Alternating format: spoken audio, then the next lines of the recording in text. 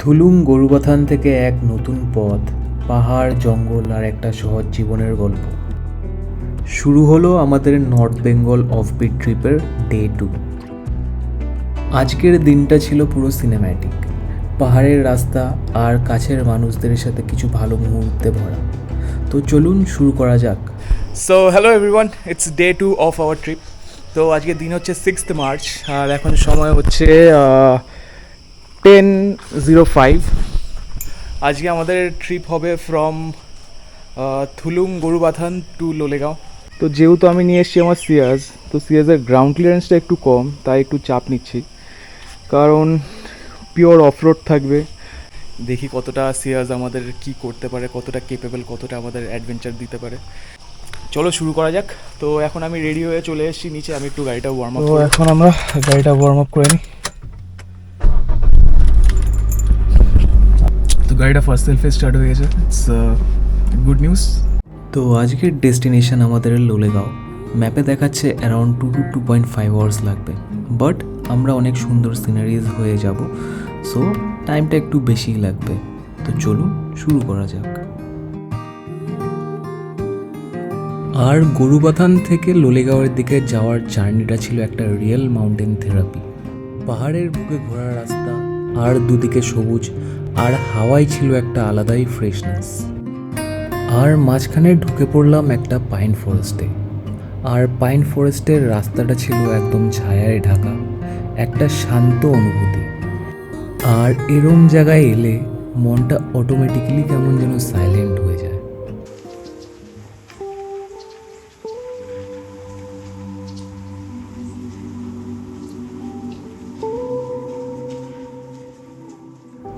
ফরেস্টের মধ্যে দেখলাম দুটো পুরনো সিমেট্রি, পুরো ব্রিটিশেরা ভাই। এই জায়গায় একটা অজানা হিস্ট্রি ঘিরে রয়েছে মনে হলো। একটা অদ্ভুত শান্তি ছিল ওখানে, কিছু বলার মতো নয়, কিন্তু ফিল করার মতো। ফরেস্ট থেকে বেরিয়ে আবার উঠে পড়লাম গাড়িতে। যতই লোলেগাঁওয়ের দিকে কাছেই আসছিলাম, ততই রাস্তা খারাপ হতে লাগলো। বাম্পি, ব্রোকেন পাথ, মাঝে মাঝে লাগছিল যেন অফ রোডিং করছি, but that's a part of the journey, right? Finally অনেক অফ রোডিংয়ের পর এসে পৌঁছালাম আরিয়া হোমস্টেতে। এন্ট্রি পয়েন্ট থেকেই একটা খুব পিসফুল আর আর্দি ভাইব আসছিল। No hassle, no crowd. রুমটা ছিল আমাদের অসাধারণ, পুরো উডেন আর খুব কোজি। ডাবল বেড, একটা বড় উইন্ডো যা দিয়ে লাইট ঢুকে পুরো রুমটা ব্রাইট হয়ে যায়, আর মাঝে মাঝে পাখির আওয়াজ, পুরো নেচারের মাঝখানে থাকার ফিল। রুম ট্যুর শেষ করে আমরা চলে গেলাম লাঞ্চ করতে। রান্না ছিল একদম ঘরের মতো, সিম্পল, টেস্টি আর স্যাটিসফাইং। তো এটা আমাদের খাবারের মেনু। এখানে চিকেন, ডাল, আলু ভাজা, এটা ভেজ স্যালাড আর রাইস। খাবারটাও খুব সুন্দর, আর এদের ডাইনিং হলটাও খুব সুন্দর। লাঞ্চের পর আউটফিট চেঞ্জ করে আমরা বেরিয়ে পড়লাম ফরেস্টের দিকে ওয়াকে। তো আমরা এখন বেরোচ্ছি হোমস্টে থেকে, এখানে আমরা সবাই আছি। তো আমরা এখন যাবো বেসিক্যালি একটু কোথায় যাবো সম্ভবত একটু জঙ্গল সাফারি করতে, মানে জঙ্গল গাড়িতে সাফারি না, করতে। পায়ে উল্টো পাল্টা। আমরা হেঁটে একটু ফরেস্টের ভেতর দিয়ে যাবো। লাঠি ম্যাজিক দেখানো হয়েছে। এখানে আমাদের কাছে লাঠি এখানে একটা আছে, ছুরি নেওয়া হয়েছে, আর পেপার স্প্রে দেখো, পেপার স্প্রে দেখো। এখানে একটা পেপার স্প্রে নেওয়া আছে, যেটা আমি Pepper spray নেওয়া এইমাত্র এটাকে ইয়ে ইমপ্লিমেন্ট করে আমরা নিজেরাই কাটছিলাম আর কিছু বলার আমরা ছিল না। বাইরে দিয়েছি, কিন্তু ওটা ঘরে ঢুকে গেছে কিভাবে। তো বেসিক্যালি এগুলো নেওয়ার কারণ হোমস্টে যে ওনার আছে বা মানে কেয়ারটেকার আছে, ওরা বারণ করেছে আমাদেরকে। জঙ্গলটায় যাবেন না, অতটা সেফ নয়, তাই আমরা এত কিছু সেফটি নিয়ে যাচ্ছি, Yes. তোমরা করো না আবার। হ্যাঁ, চলো যাওয়া যাক। গার্ড আমাদের গার্ড এখানে আছে, তো ও আমাদের সাথে যাবে। তো শুভঙ্কর দা চলো চলো, এখন যাচ্ছে ও আমাদেরকে ডিরেকশন দেখিয়ে। ও আমাদেরকে নিয়ে যাচ্ছে, দেখাতে দেখাতে। কোন দিকে? ও নিচে, চলো। ও আমাদেরকে ঘুরতে নিয়ে যাচ্ছে। ওদের দিকে ও দাঁড়িয়ে আছে। আরে এখানকারই। চলো। চলো আসো।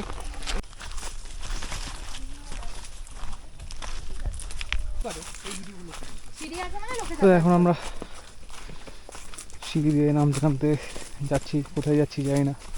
একটু পরে আমার Exploring. খাওয়া হয়ে যাবে। নেই। না জিও আছে, জিও ফুল আছে। ভোডাফোন আছে। কি কষ্ট হয়। শুভঙ্করদার কথা শুনে তো এবার তারপর নামছিলাম আমি, ঝুড়ি নামার সময় তো স্যালাড দিয়েছে, খুব ইজি, তারপরে হচ্ছে কিন্তু ডাল, ওঠার সময় তারপরে হচ্ছে ইটস ভেরি ডিফিকাল্ট। ব্লগে ক্যামেরাতে দেখে মনে হচ্ছে না। তারপরে আর রোদে মিক্স ডাল দিয়েছে, তারপরে হচ্ছে তোমার ওঠার সময়টা খুবই ডিফিকাল্ট, কি বলে একটু চাপ। ও চিকেন দিয়েছে, আরেকটা একটু মিক্স ভেজ দিয়েছে, যেমন ধরে নাও ফুলকপি, বরবটি, এটা ওটা। তো এখন আমরা যাচ্ছি একটা ভিউ পয়েন্ট দেখতে, জিরং ভিউ পয়েন্ট। তো ভিউ পয়েন্টটা বেসিক্যালি আমাদের হোমস্টের নিচে, আমাদের হোমস্টেটা এইখানে কোথাও আছে। তো ভিউ পয়েন্টটা শুনলাম খুবই সুন্দর, দেখা যাক কী হয়। আর রাস্তাটা খুবই ইনক্লাইন, এখান থেকে দেখলে বুঝতে পারবেন। তো প্রচণ্ড ইনক্লাইন, নামার সময় তো নেমে যাচ্ছি, শুভঙ্করদা বাস দিয়ে প্রেশার দিয়ে নামছে, কিন্তু ওঠার সময় বুঝে গেছি খুবই কষ্ট হবে। একটু আগে একটা জায়গায় নেমেছিলাম নিচে, তখন উঠতে গিয়ে অনেকটা কষ্ট হয়েছিল। এখানে আছে দেবরিনা, আর এখানে আছে আমাদের বডি বিল্ডার ইজ আপসেট। যাই হোক, অনেকটা যেতে হবে, যেতে পারবি? শর্টকাট মারবো নাকি? শর্টকাট মেরে দেবো? এগুলো দেখা এইগুলো ইফ এনিথিং ওয়ার্থ ডাইং, ও আচ্ছা সরি, এখানে লেখা আছে if anything worth doing do it with at your heart. আমরা একটু অতটা যেতে পারছি না, একটু শর্টকাট দিয়ে যাই। হ্যাঁ,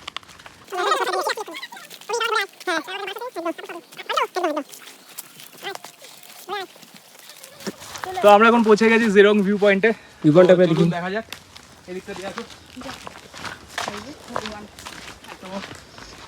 ও ওয়াও, জিরং ভিউ পয়েন্টে গিয়ে যেটা দেখলাম সেটা অনেস্টলি আনএক্সপেক্টেড ছিল। খোলা আকাশ আর এন্ডলেস গ্রিন ভিউ। জিরংয়ে কাটানো কিছু সময় ছিল পুরো মেমোরি মেকিং। কোনো রাশ নেই, কোনো প্ল্যান নেই, জাস্ট এনজয়িং দ্য ভিউ। আর এরকম প্লেসগুলোই তো আমাদের ট্রিপের সোল হয়ে ওঠে।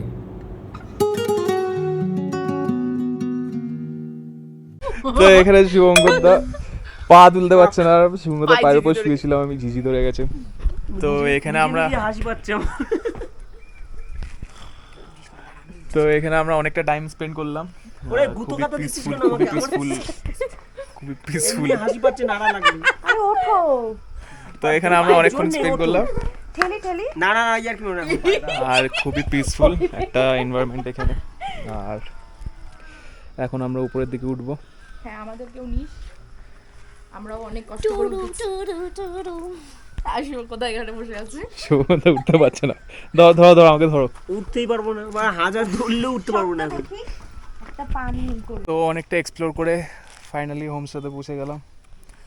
Very exhausted but I am feeling very good, মানে একটু রিফ্রেশিং ফিল হচ্ছে। আর এখন ওই জায়গাটা থেকে আমাদের বসার প্ল্যান হচ্ছে, ওখানে একটা বসার জায়গা আছে, ওখানে বসে একটু গল্প করব সবাই।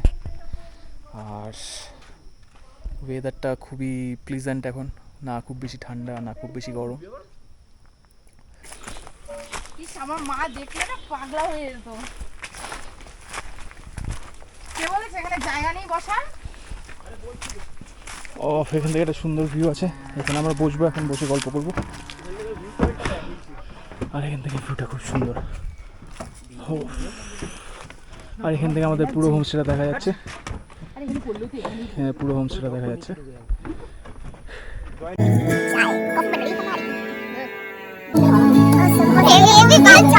পৃথিবীর বাইরে out of the world heavy heavy.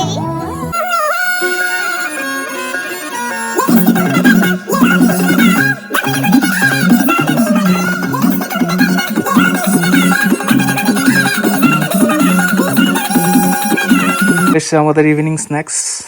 এখানে আছে অনিয়ন পকোড়া, এখানে আছে চিকেন পকোড়া। সো খুবই ভালো লাগলো ওদের সার্ভিংগুলো দেখে। সন্ধ্যাবেলার খাবারটা তো খুবই ভালো। আর ইভিনিং স্ন্যাক্স শেষ করে অনেস্টলি আর কিচ্ছু রেকর্ড করা হয়নি। তারপর ছিল পুরোটাই রিল্যাক্স টাইম।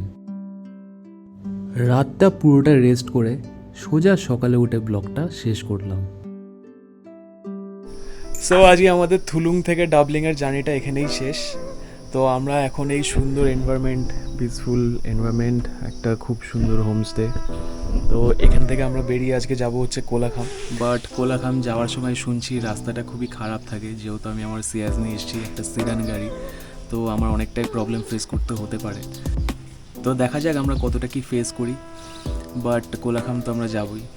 তো আপনারা যদি আমার সাথে জার্নিটা এতটা কন্টিনিউ করে থাকেন, অসংখ্য ধন্যবাদ। আর যদি আপনাদের পছন্দ হয়ে থাকে, please do like and subscribe, also if you want you can share. তো আর আমার যদি কোনো ভুল হয়ে থাকে ব্লগে, বা ইফ ইউ ফিল কি আমি কোথায় ইমপ্রুভ করতে পারি, please do let me no in the comment section, so I can improve, I can give you more informative videos or like a better video so you can enjoy.